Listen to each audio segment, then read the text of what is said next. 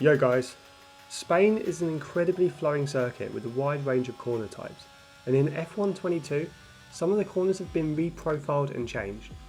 The slow turn 10 and 11 have been updated to become more flowing. This update improves the flow of the final sector, allowing you to take this corner sequence at a higher speed.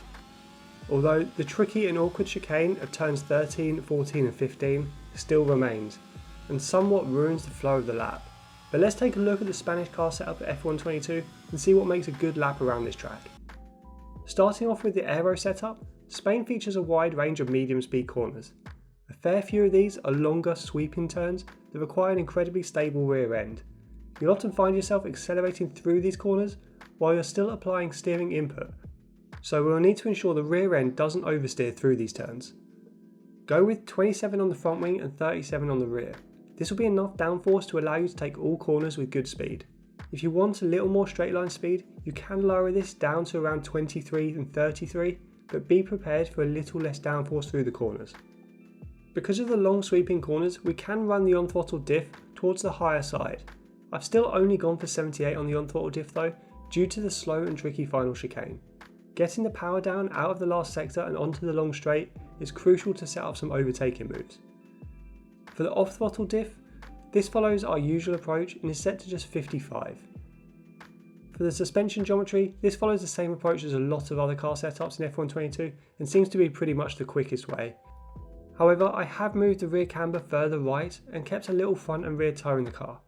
Go from -2.8 front camber, -1.3 rear, then 0.06 and 0.26 for the front and rear toe.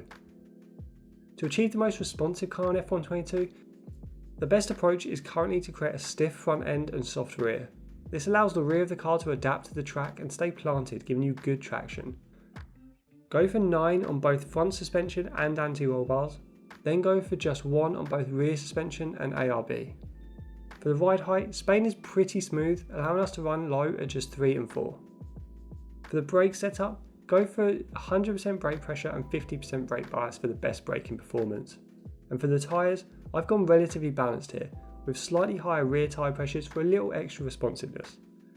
Remember, these values may differ from those available to you, as they seem to be slightly different on different platforms. If you can't set the same value as I have here, choose the closest value you can. I've set up the tyre pressures for 23.5 on both fronts and 21.8 for the rears. Overall, this setup will create a very balanced car around Spain. The higher downforce that I've gone with will give you the best ultimate lap time.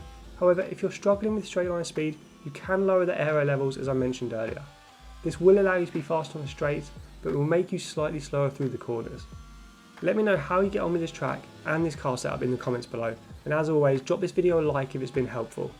Subscribe to our channel for more daily F122 videos, and until next time, I'll see you on track.